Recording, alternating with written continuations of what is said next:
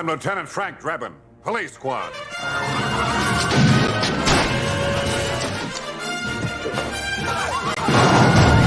There's no rules, my organization.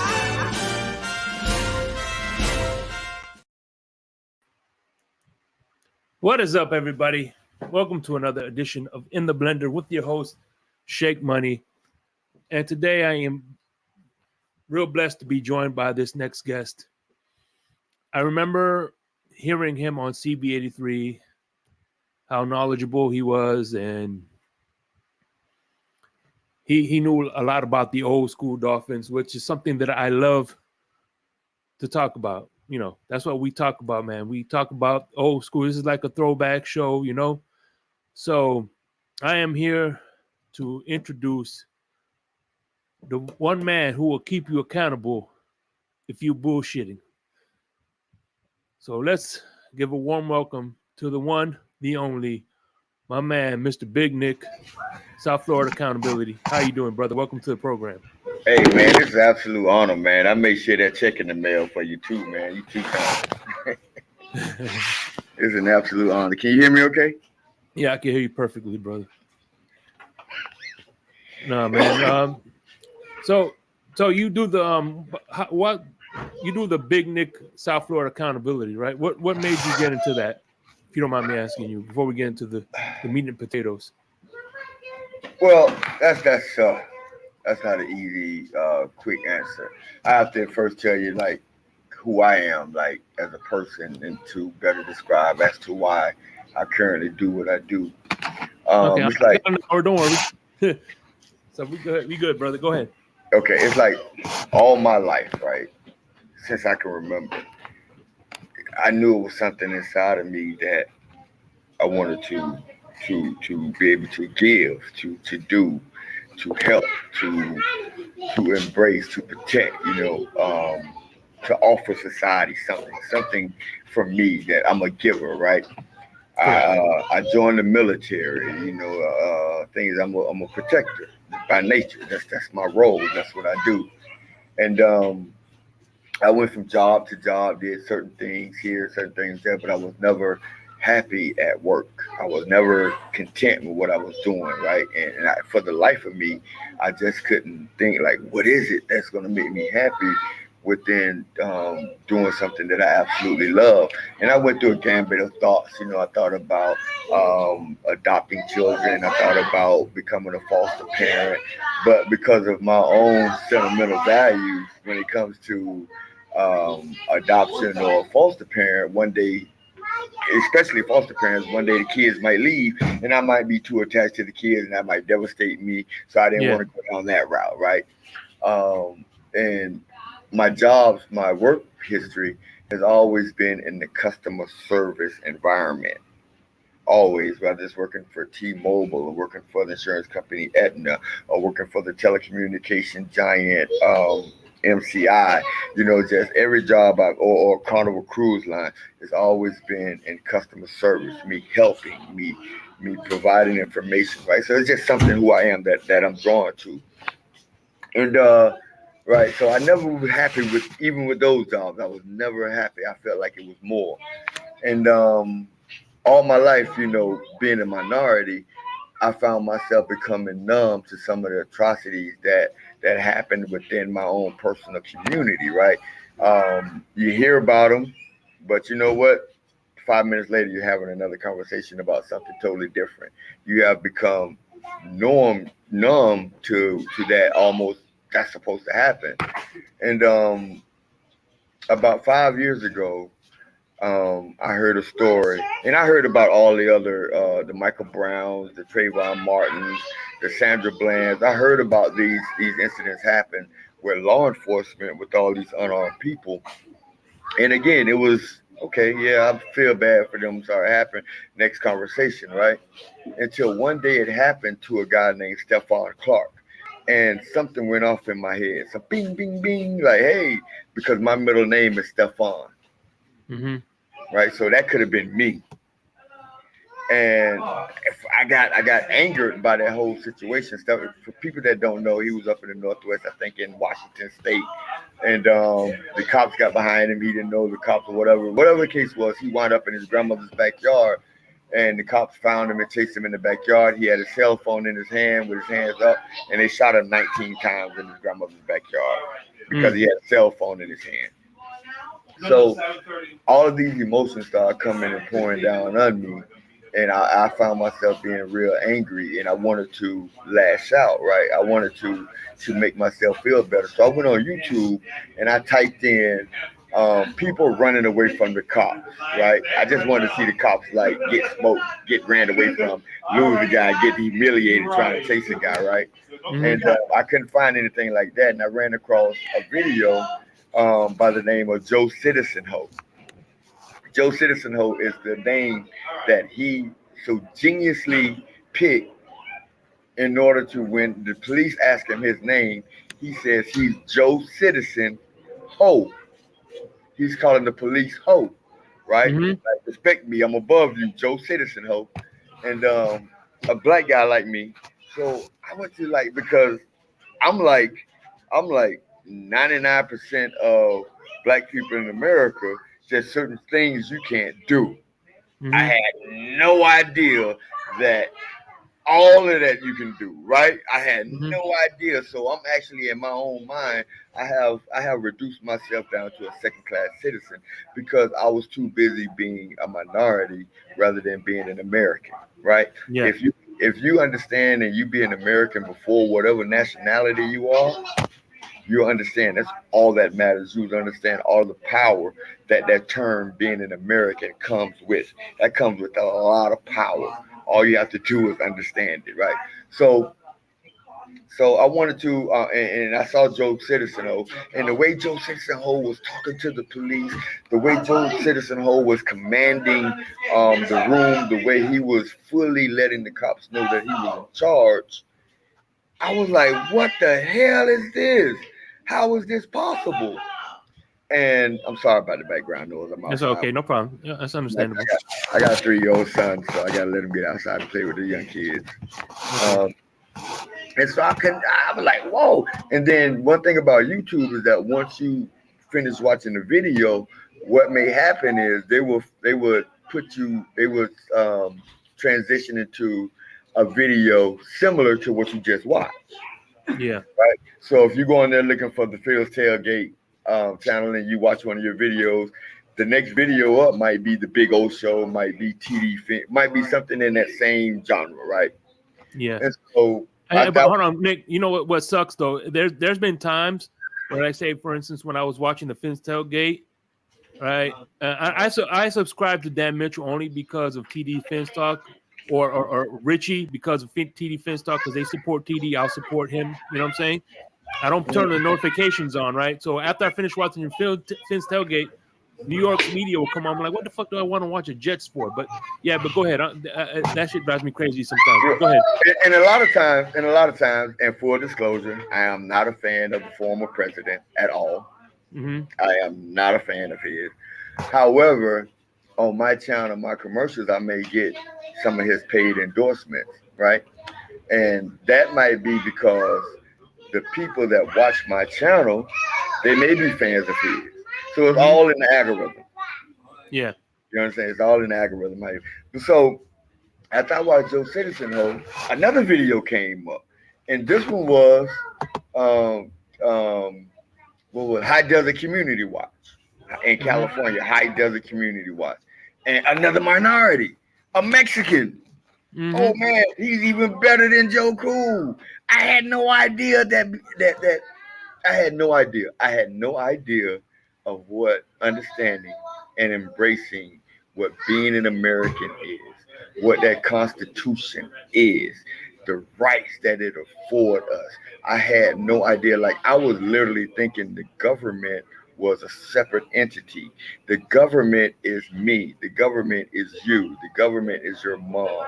Those people there are just our representation, right? So they represent us. That means they work for us. We have the power. We, the people, right? That's the first thing in the Declaration. In the Constitution. We, the people, right? We have the power. And there's a certain hierarchy when dealing with the government. And Mm-hmm. when I say dealing with the government, I mean from the president all the way down to dog catcher. When they are working for the government, they are one notch beneath you and I. Idealistically, the way the Constitution is set up, the way Yeah, it's civil servants. right. That's what Every they name. servant has a master, right? You can't be a servant if you don't have a master. Yeah. So just by the name of them calling themselves civil servants, they're serving us. They're serving the civilization, the public, the people. Mm-hmm. And so I went to watching those, and I went to a lot of things I already knew. Like I had no idea that I used to think that if a police officer asked you for your ID just randomly and you didn't present it to them or you didn't have one, I used to think that was a crime called vagrancy. But that was just information that I heard on the street that I actually took no time to do any research on, so I ran with it. Mm-hmm. So I was misinformed on a lot of things. And once I got to the point where I felt comfortable enough to understand what I was able to do, I was able to pick up my camera and go out and go to government agencies to see if they're going to now respect me as their employer. You know, one of the things a government worker would like to say is that they're tax-paying citizens as well. The difference between a government employee and you as a private citizen is that the government employee gets their taxes back every single paycheck. Every single paycheck you get your taxes back because your paycheck is taxes. That's how you get your paycheck, from the taxes of the Mm-hmm. American people. So when you contribute it to your own paycheck on Friday, you're getting that money you put in, you getting it right back. You and I, we have to wait a year. Yeah. Right? They get their money back instantly. And also when they're officially on the clock, they're not people. They're pieces of equipment. I'm sorry to say it like that, but they're pieces of equipment because they don't have the same rights that you and I have. They Mm-hmm. don't have the right to wear what they want to wear. They don't have the right to say what they want to say. They don't have the right to go where they want to go. There's certain rights that they're restricted because the government don't have rights. The people Mm-hmm. have rights, right? So once I learned how to do that and I educated myself and I went out and I started to assert myself, I've been arrested 6 times doing this, Mm-hmm. 6 acquittals too, right? Because the Constitution will prevail. If you're not breaking the law, you're not breaking the law. They can't convict you. They can Yeah. arrest you, but they can't convict you if there's no law that's being broken. So through all of that, through my determination, through my stick to itness, to my uncompromising, unwavering position as a hierarchy, Mm-hmm. right? I gained the respect, and I can say a lot of changes to my immediate city has been made because of my work. And by the way, and I'm not trying to joke, but I seen you on panels, so I can imagine what you're like in on the camera, man. Oh, Yeah. it depends. It depends. It depends. Like, if you remember what I said, like, or I didn't say this yet, but this is the most important thing somebody can understand about law enforcement. If there's no law to be enforced, they have no purpose, right? If Mm-hmm. you're not here to enforce a law, you have no purpose. You can't do any. You can't operate on nobody. You can't go in there and cook nobody. You can't do anything but enforce the law. So Yeah. when you It's in the come at title, me, law enforcement. right? So when you come at me outside of the purview of enforcing the law, then I Mm-hmm. can come at you on that same level. So now it's mano a mano. So when you can give me attitude, now I'm gonna exercise my First Amendment right of freedom of speech and also my right to petition the government. And you, my friend, are a member of the government. So guess what? I can tell you how I feel about you, free of anything, because it's my right. It's my right to petition the government. As long as I'm not issuing a threat, you're Mm-hmm. going to fall in line because I have no limitations on what I can say, but you absolutely are limited on what you can say in response to me. Damn. Hey, See, more you know, man.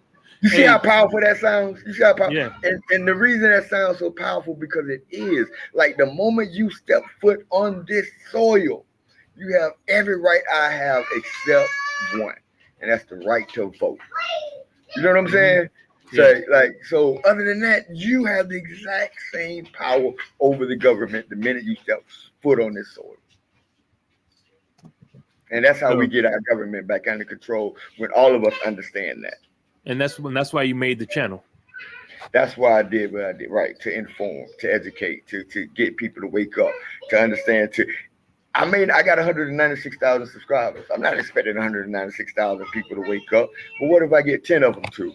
And that 10 get 10, and that 10 gets 10, and that 10 Each gets one 10. teach one. Absolutely. Right. But so before, yeah, go ahead. No, go ahead. No. Before I get to the $1 million question, I just want to give a shout out. First one in the building, Michael K, my man Raphael Courtright, Cat for Life. We got a lot of people here. What up, man. what up, Adam what up? Sadowski, what's going on? Of course, our main dude, Mr. CB83. Of course, he's in the building. El Capitan, Von Joe. All right.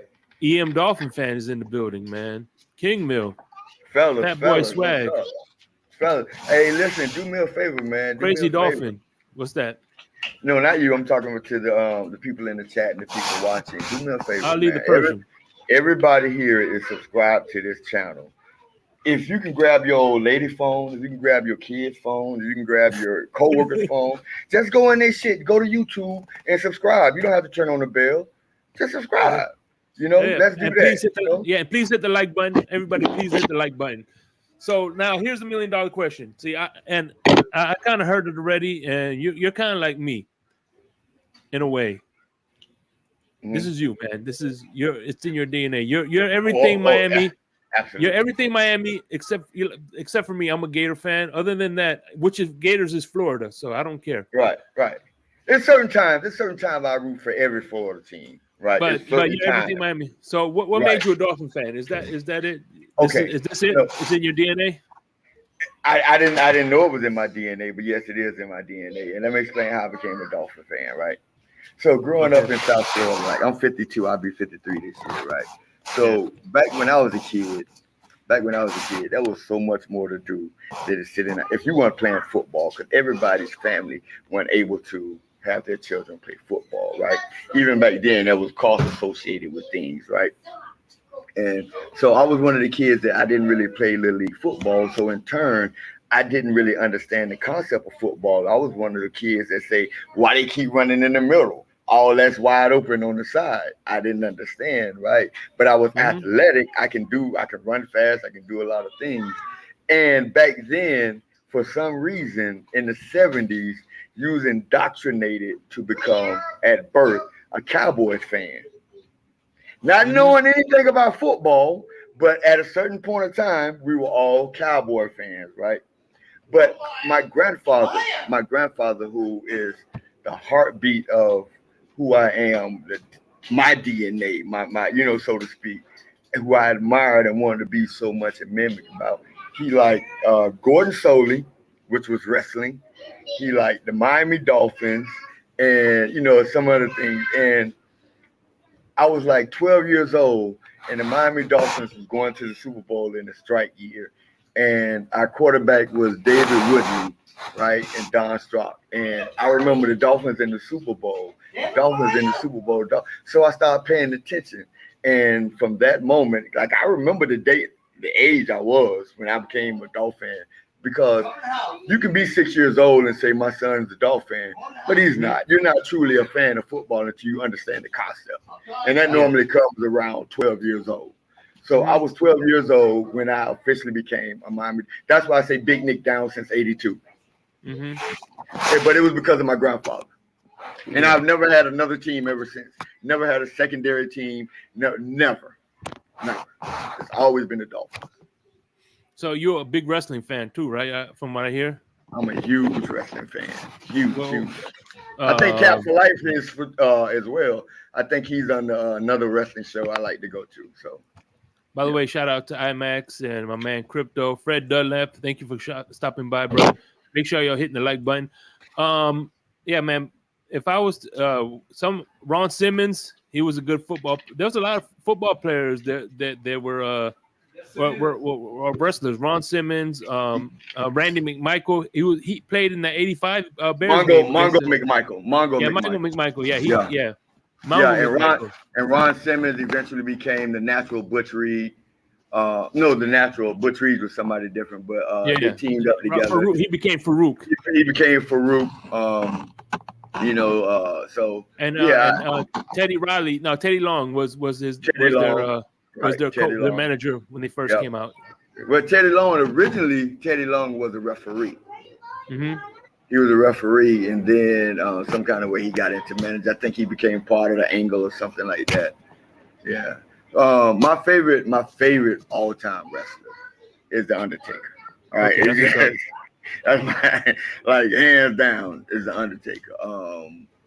My favorite, I won't say my favorite, but I think the greatest heel, the greatest bad guy in professional wrestling history is also the greatest good guy in professional wrestling history. It was the one guy that could make you eat vitamins and another guy to make you want to shoot him. That was Hollywood Hulk Hogan. That's the worst villain. He was worse than Mr. McMahon. Mr. McMahon is a close second. Hollywood Hogan was the absolute worst heel ever. And Hulk Hogan was the greatest babyface of all time. So that takes some skills, man. Oh, yeah, for sure. But all right, so let me ask you, have you ever been to, do you go to games? Did you go to games when you were growing up? No, I didn't. I've only been to, full disclosure, only been to a handful of Dolphin games. And it's for no reason other than I really enjoy it more on television. I'm one of those types of football players, football watchers, fans. I love to watch my team on television because I'm an information machine, right? Some people are visual learners. Some people are auditory learners, right? If you give me a book and you say you have an exam in a month, I'm gonna probably get 60% on that exam. But if you give me a 4-hour course of you standing up there giving me the information, I'm gonna ace that exam. That's just the way I've always learned. So I'm information driven. So by sitting at home and seeing the different angles and focusing on Dan Marino, who I was obsessed with, I just became more of a television watcher. By the way, shout out to Mr. Polk. He said the Brothers instruction was came in. Dude, one thing I enjoyed. I know I'm not trying to get too much in wrestling, but one thing I enjoyed about when Undertaker and Kane wrestled, it was like 2 7-foot luchadors wrestling. Right. Yeah, they was athletic. They was athletic as hell. Like, but Undertaker always. Shout out to Vince McMahon too, because he really did save the Undertaker's career, man. Undertaker was always an athletic big man. He was once Mean Mark Callis, right? Yeah, Calloway. First it was Callis, then Calloway, and and he just couldn't find the right character, you know. And then Vince McMahon brought him in and tried it, didn't work, and then he gave him the Undertaker, and it was over. And the same thing with Kane. Kane had like 10 different characters. Ivan Yankum and so many different crazy characters. He played fake Diesel. Yeah, fake Diesel. Yep. So yep. But no, so all right. Do you have any memorable games that you watch with your grandfather or games that stick out to you? Well, my grandfather was my great grandfather, so he was a lot older, right? Mm-hmm. So it wasn't really that type of grandfather-grandson bond, right? But just because I knew how passionate he was about the Dolphins, automatically became my team. So my most memorable moments from the Dolphins watching with someone would be with one of my uncles. Like I got an uncle, he's passed now, but he was the biggest Dolphin fan in the world, and he just couldn't take it anymore. So he didn't leave Florida. He went to Jacksonville. And I never let him down. I never let him live it down for that. You can't do that. You can't leave the Dolphins. You can't leave your football team and go get another team. And my other uncle, he loves the Dolphins, but I won't say he's a non-believer in Tua, but he's still, he got to show me Tua. And I'm like, you don't see it? You know what I'm saying? So let me ask you, what right? Can you give me your 3 top reasons why you believe in Tua? Okay. Now, everybody got to understand I'm completely biased. I'm a total homer, and it'll probably be the exact same reasons I saw in Ryan Tannehill. Same reason I wanted to see in Chad Henne. So that's a tough question. But one thing that can't be denied, one thing that cannot be denied is that me playing the position, me knowing the position, that being my favorite position, I know how hard it is to be accurate in throwing a football. I know how hard that is to be accurate, man. And that accuracy is, to me, is something like I could only dream of coming close to, not even doing it, just coming close to. That accuracy, that pedigree that he comes from, that he's always been a winner. And it's about freaking time I have a quarterback to be hopeful in. So that's what it boiled down to. You know, I want to say I was on the bandwagon of that quarterback. I want to say I was on the bandwagon of that tackle. I want to say I was on the bandwagon of that corner. You know, that's just me and my fandom. Yeah, that's understandable. Yeah. I listen. If I champion for Noah Benogany, best believe I'm gonna be champion for Tua. So you've never heard me say anything. I may not have the opportunity to say anything at all about Noah, but you've definitely never heard me say anything negative about Noah. Yeah, because he's on my team and I want him to shine. I want him to do that. I really, really, really, really, really want Noah to do that. But if Noah is kicked off the team tomorrow, then it's middle finger up to Noah. Yeah, I feel you. So, if taking your biases aside, what would you say is what do you think of this Dalvin Cook situation? Number one, here's the two-part questions. Number one, what's the Dalvin Cook situation? And two, what do you think of the Wilkins situation? Go ahead. Okay. Well, let me do the former. I mean, let me do the latter, right? Let me do the Wilkins first. I've been a Dolphin fan long enough to remember when the narrative inside the fan base was that we can't keep any of our players. They always go somewhere else and become great or win a Super Bowl or do that. That was a narrative inside of our own fan base. And now the narrative seems to be that we got great young talent. We have elite top 10 talent on the defensive line, and we want to get rid of them. You know what I'm saying? It's like, I don't want to participate in that. I think Christian Wilkins is the cornerstone of the rebuild. He was the first player taken in the rebuild. I think he's great in the community. I think he's great in the locker room. I think he does a lot for us on the team. And each and every year of him playing with the Miami Dolphins, this kid has gotten better, better, and better. And last year, non-sacks aside, was a historical year for a defensive tackle, an interior defensive player, however you want to label him, right? It was a historic year. And he understands that he's not a sack machine, right? I think the narrative about 21 million is coming from ESPN, coming from Fox.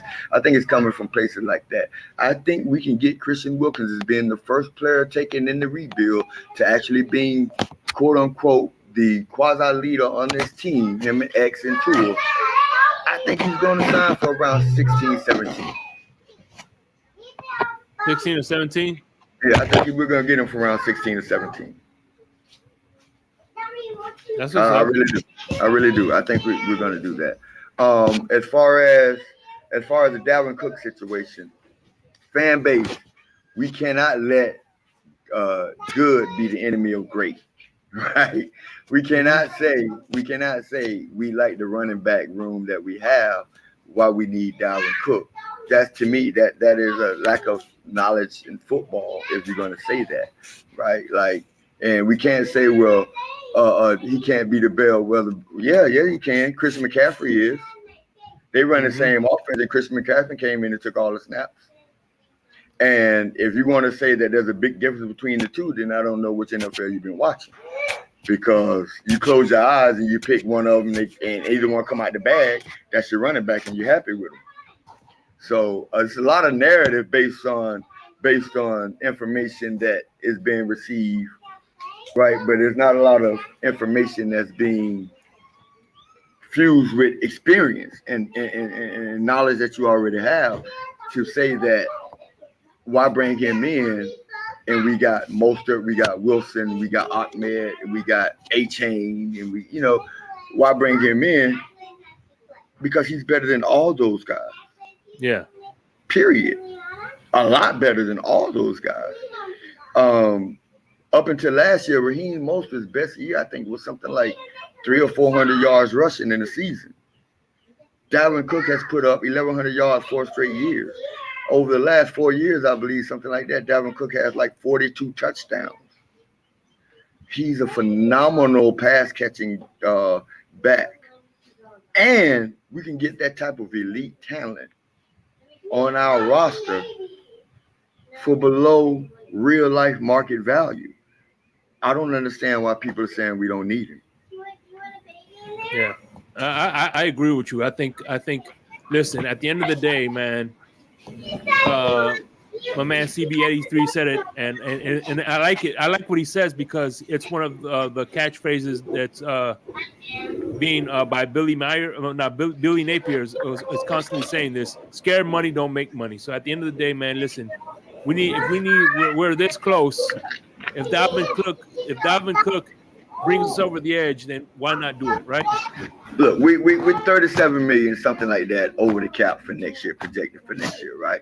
Mm-hmm. So we're gonna go from winning a Super Bowl to winning 11 games next year, right? Because there's gonna be some attrition. But the year after that, we're gonna have almost a record amount of cap space. Mm-hmm. With all of our stars, young stars, nucleus still on the team, including Christian Wilkins, right? So if we're going for a Super Bowl this year, and we know we're going to take a small step back next year, we got to sign Dalvin Cook. And let me tell you something. One thing about the Marlins, I don't care what nobody says. Listen, I understand they blew it up the year after, but one thing I could say, I've seen the Marlins win 2 World Series. That's priceless. Yeah, absolutely. The only gripe I have with that, and I don't get into it with the pure baseball purists when it comes to the hatred for the Me neither. I just love this that my hometown won a World Series. The only thing that I have a problem with the way they won is that they completely depleted one of the best farm systems in Major League Baseball both times. And then turn around the following year and got rid of everything that they got rid of the best farm system for. You know what I'm saying? Even though we did win, but you set us back again 10 years because that farm system was Miguel Cabrera. I mean, Dontrell Willis. We can go on and on and on. By the way, before we get to the next question, I have an important question to ask you. Mm-hmm. Being that you're a wrestling enthusiast, which combination of which one was your favorite 4 horsemen? Oh, good. I love that question. J.J. Dillon as the manager, of course. Mm-hmm. Ric Flair. Ole and Arn Anderson. Ole and Arn. Mm-hmm.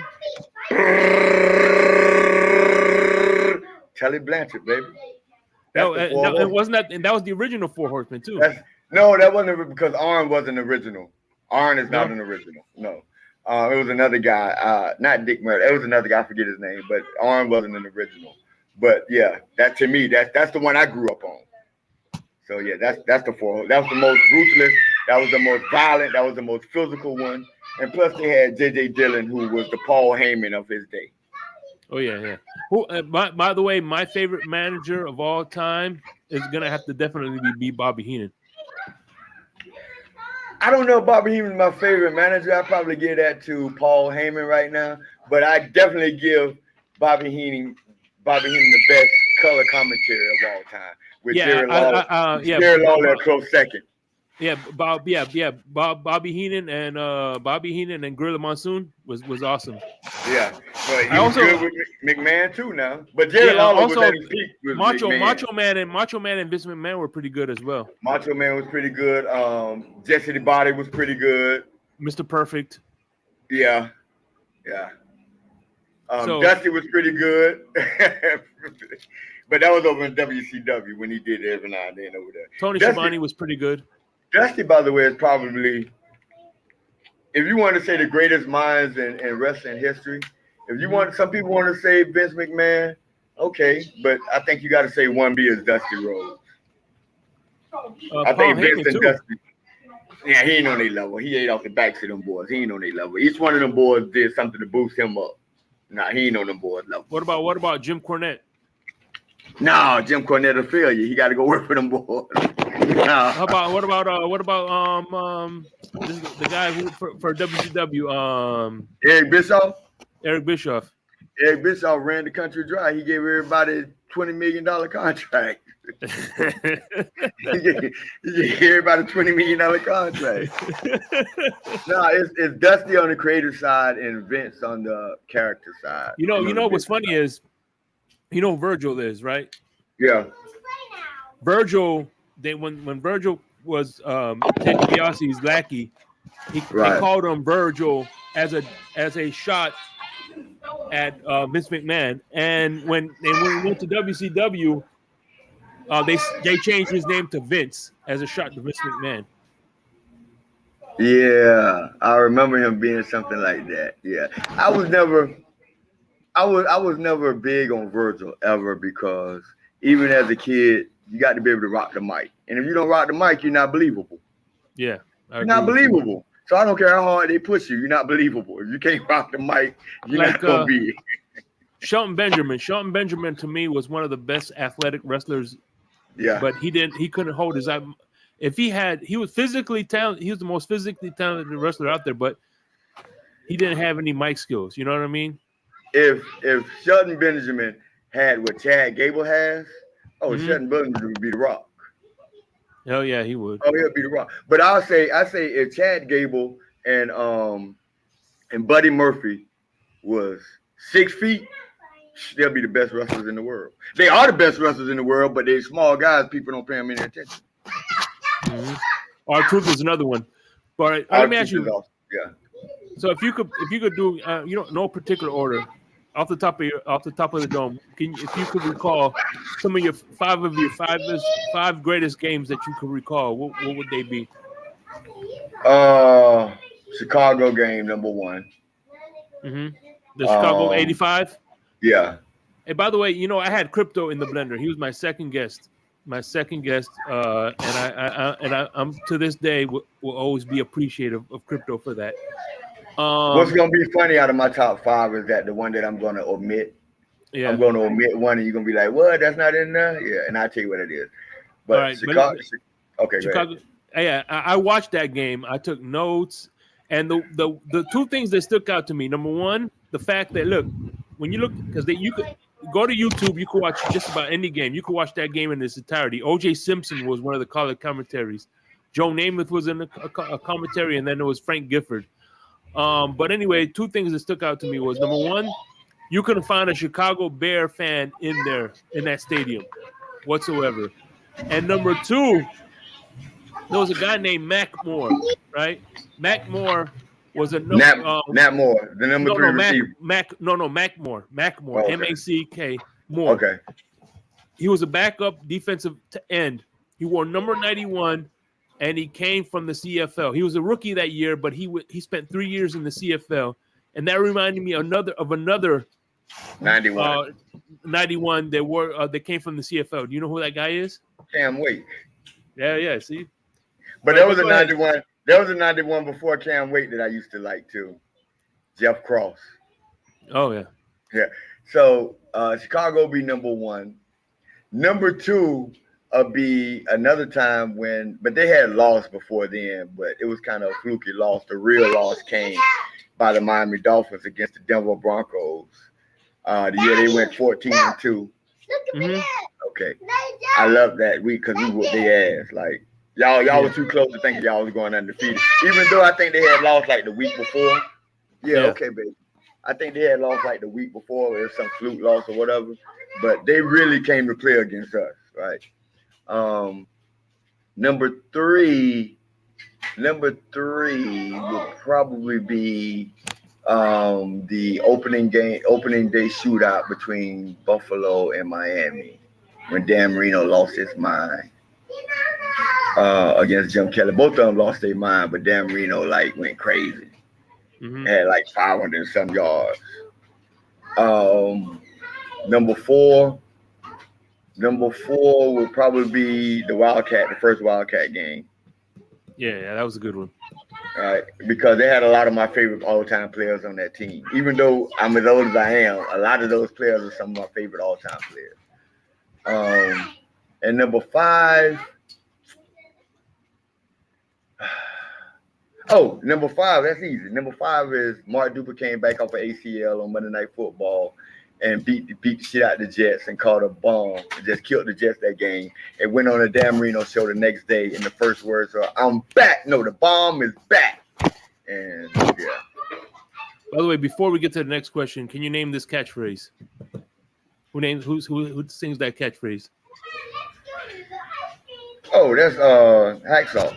That's what's up. But no, hey, and last question: who do you think was a better tag team, Steiner Brothers or Legion of Doom? Oh, easy, Steiner Brothers, easily. I had to disagree with you there, bro. No, man, you just like the big grunt, hard hit. No, man, the boys couldn't move in the ring, man. This man invented the Hurricane Rada. This man was a giant doing it. Man, you better go back and watch Scott Steiner before Scott Steiner got on the juice. You better go watch Scott Steiner. Hey, LOD were real bouncers. They were tough dudes from Chicago. Yeah, but in that ring, they couldn't touch the Steiner brothers. No. They can't. No, hell no. Not in the ring. They can't touch. And the dog face gremlin, oh man, that's not. Now see a better matchup. The better matchup with you should ask me which was the better tag team. The Steiner brothers or Harlem Heat. Mm-hmm.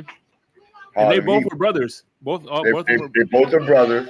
And Booker T was one of the most athletic people to ever be in. Like this dude is like 6'4", 6'5", like 270, and move like Tyreek Hill. You know what I'm saying? Like he was a freak. You know who the first black champion is? What do you mean for which? For who? For WWE. Who had the first major title? Tony Atlas. He did? No, he had the Intercontinental Championship. He never had a world title. Ron Simmons. They had Tony the tag Atlas. Time. It was Ron Simmons. Oh, the first overall. Okay. But the first black, quote unquote, black heavyweight champion in WWE, you know who it was? Was The Rock. No. Oh, who? Kofi Kingston. Oh, Kofi Kingston? Okay. Yeah. You don't consider The Rock? I do. I do, but it is what it is. Okay, so who was your most hated rivalry? Because I know division opponent. JETS sucks. Why are they the? I just hate them.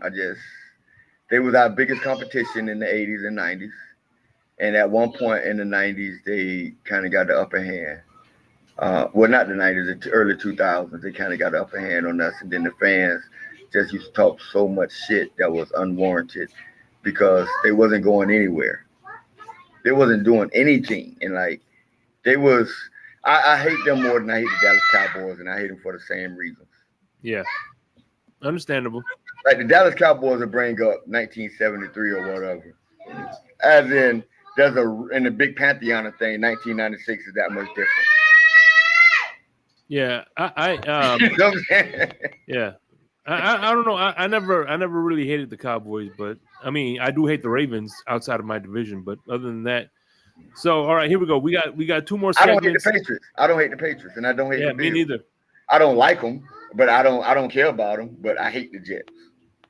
The end. Whatchamacallit, the Bills are always good. The only reason I hate the Bills is because I'll get more into when I'm in the blender. But when one of the reasons I hate the Bills was because of this man right here. Oh yeah. Hey, listen. The reason I don't hate the Bills is because even if you go all the way back to when we was a 5-team division, they were the only team in our division to never win a Super Bowl, and they still haven't. And they still haven't. So I fuck them. I mean, they don't mean nothing to me. Win a Super Bowl, then have Bovado. For sure. Hell yeah. But all right, all right, here we go. This is the numbers game, okay? Now the numbers game is I'm gonna ask some people from the chat. I got 16 of you watching, man. Give me some numbers. If not, I'll think of some numbers, and then we'll You tell me the first player that comes to your mind, and I think you'll do well at that. You know what I'm saying? Cool. All right, 22. So, the safety. Damn. I can't think of it. I'm drawing a blank. The safety. Jarvis Williams. Jarvis Williams. Yeah. 13 is too easy, Mr. Dolphin. Let me see. 78. Richmond Webb. Richmond Webb. 84. Bruce Hardy. 8. Javon Holland. Javon Holland. Yeah. Okay. 90. 90. Trace Armstrong. Trace Armstrong. All right. And last but not least, 1. Two. Euro your premium. You're not gonna say Mike Turk? No, I ain't gonna say Matt Turk.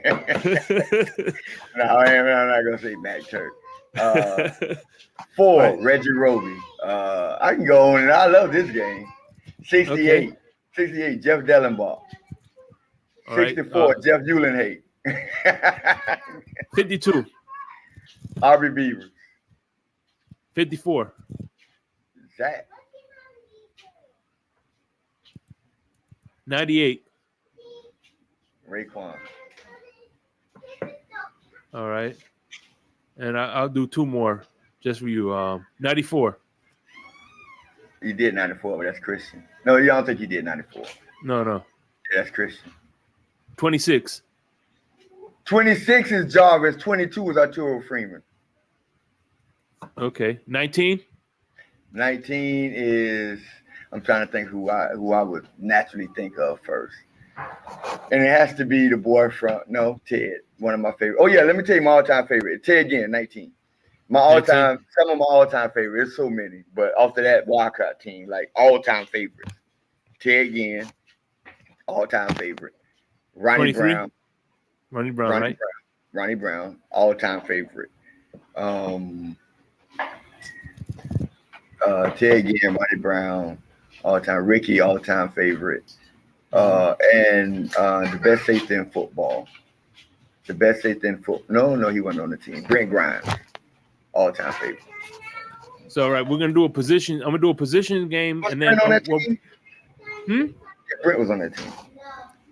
I'm gonna do a positions game. All right, I'm gonna name 5 positions. You tell me the first player that comes to mind. All right. All right. Punter. Reggie Roby. Wide receiver.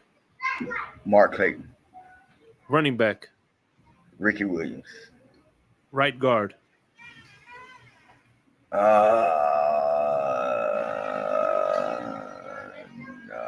Damn, you're on the tip of my tongue. You said right guard. Traditionally hasn't been one. He's still playing in the NFL, and I just said we should bring him back. We drafted him. All right, Solomon Wilcox. Okay, I was gonna say the hunt. We're on the hunt for. Robert Hunt. My bad. Yeah, Robert Hunt. And then last but not least, strong safety. Strong safety, the best safety in football. The best safety. G5? No.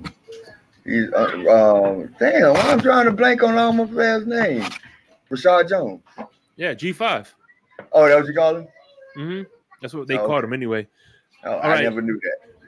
So, all right, here we go. This is the ultimate team. All right. Check this out. So what you do is you give me the formation. This formation, like what formation you run, you pick the quarterback, running back, wide receiver, depending on the formation. And the rule is that they had to be a Dolphin for at least a year. So who's going to be your all-time quarterback? Dan. All right. What formation you running, by the way? Shotgun 5 wide. Shotgun 5 wide? Okay, so no running backs then. We didn't have any anyway. Who are your 5 wide receivers? With Dan? Any 5? Any five, don't matter. The Marx brothers, Tyreek, Jalen, and Ted Ginn. Okay, Marks. Where are they? All right, who are the outside guys? Reek and Duke. So the Mark Reek and brothers, Duke. Yeah. No, Tyreek and Duke and Duper from the Marx brothers. Hill and Duper are the outsides, right? Yeah. The boundary or the field would be Waddle and because I want Ted in the slot, right in the Okay. slot. So it'll be Waddle and who did I say the fifth one was? The Mark brothers. Oh, and Clayton. The Mark, yeah, Clayton. Yeah, and Clayton. Yeah. So Clayton and Tyreek could be on the same side. Duke and Water be on the same side, and Ted eating the middle up. Okay, perfect. All right, who's the what's the offensive line? Oh, that's tough. That's tough, man. Because we got three all-time greats that I've seen. We got Richmond, we got Brandon, and now we got Teron. Mm-hmm.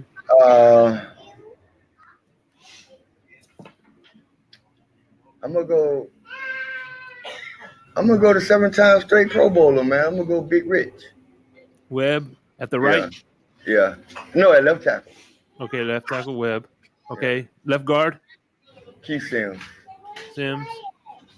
No. I retract that. Larry Little. Little. Okay. Okay.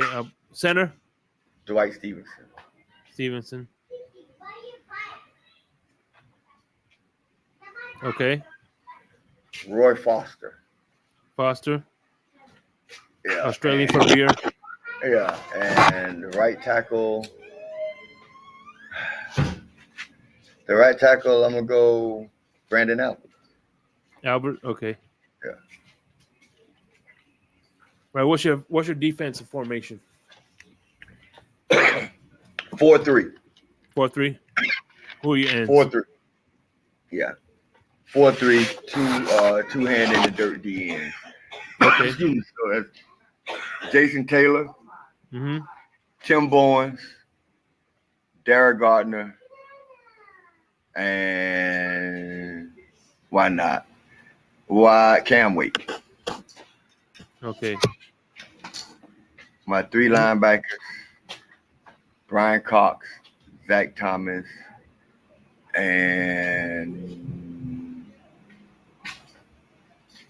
what the hell, John Offerdahl.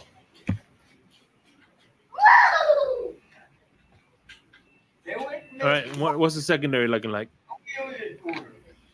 All right. Okay. X at 1. Mm-hmm. Pat at 2. Sam is in the slot, keeping him on the line. Mm-hmm. Sam, Rashard Jones, and Brock Marion. So X and Patrick Surtain? Yeah. Okay, and then who else? Rashad. Who's your safeties? Sam in the slot. Brock Marion. Well, you only get two. If you want, you could take. I'm get rid of the linebackers. Yeah, I'm running 4-3. So yeah, you're right. So Sam off the bench. Sam first off the bench. So Pat and X and Brock Marion and Rashad Jones. Okay, Marion. I used to like Marion and Jones. So let's recap real quick. Your quarterback is Dan Marino with Hill and Duper on the outside, and then inside will be Waddle and Clayton, and with your slot Ted Ginn Jr. So let me ask you this: when they selected Ted Ginn with the first overall, were you excited? Were you happy? How did you feel about that? Do you remember? It's crazy because I was happy, but not for the reasons that you would think. I was happy because we didn't get Brady Quinn. Okay, fair enough. Okay, the line we have Webb, Little, Stevenson, Foster, and then Brandon Albert. Yeah. Then I didn't give you a tight end. Oh no, number 5 wide. Yeah, 5 wide. Okay.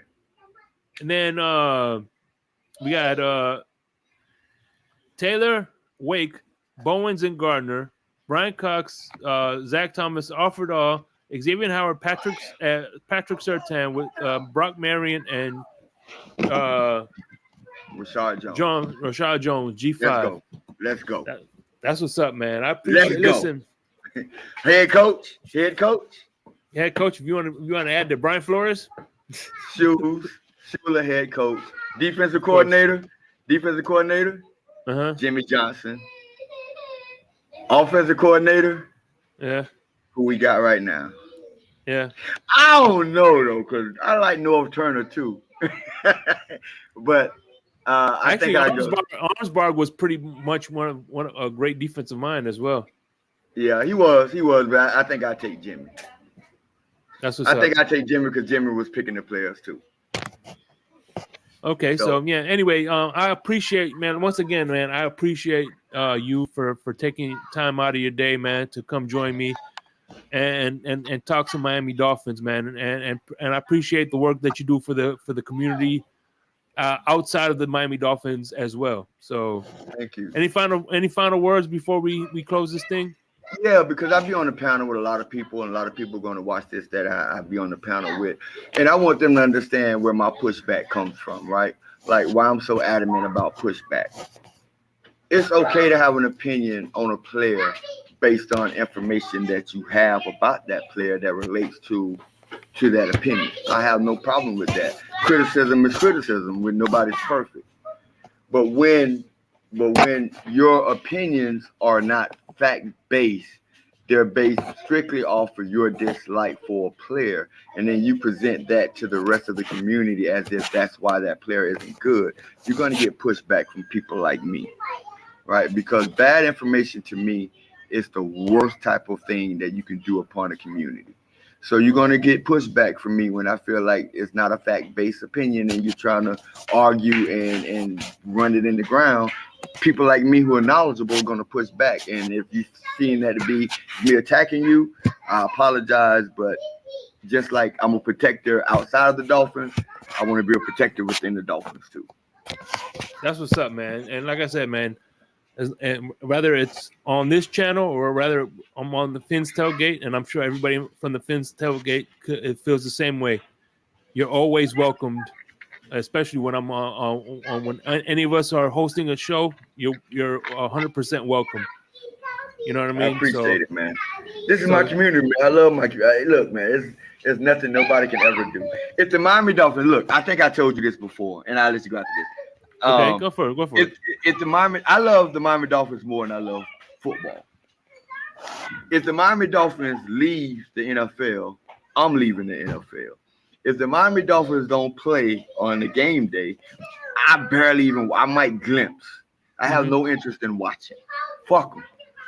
I only care about the Dolphins. That's it. I don't give a shit about no other team. I don't play fantasy. That's y'all thing. You can do it. I only care about the Dolphins. Period. For sure. And by the way, Crypto, yes, you are a bully, Crypto. You bullied Stephen D into giving you hot dogs. So you are a bully. Hey, I'm 6'2", 220 pounds from South Florida, only child born and raised in the ghetto. I don't know. It's hard to bully me. That's I'm about that life. I'm about that life. Hey, man. But much appreciated, man. And again, like I said, man, I'll be seeing you in this tomorrow is open. I'm doing an open Friday tailgate on the Fins Tailgate. So you're more than welcome to join, bro. Absolutely. I will be there. I appreciate this. I thank you guys so much. And remember, people, if you're listening right now, you are subscribed. We appreciate that. Go get your girlfriend. Go get your mom. Go get your kids. Just take their phone. Go to YouTube. Subscribe. That's all it is. Exactly. Just subscribe for them. Right? And then when you tell your friends about his channel, don't show them on your phone. Show them on their phone. That way you can hit subscribe for them. Right? Let's one for all and all for one. Appreciate you, Big Nick. Appreciate you, my brother. Be safe. Fins up. Be safe. And that was my man, Big Nick.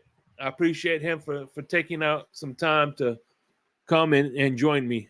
And like I said, man, if you're a Dolphin fan and you want to come on and tell me how you became a Dolphin fan. Everyone is welcome, not just YouTubers, not just people on Facebook. I welcome everybody in the Dolphins community to come on, and we'll talk Miami Dolphins, baby. Especially this guy right here, Crypto. But anyway, you guys have a good night. Enjoy your weekend. Peace.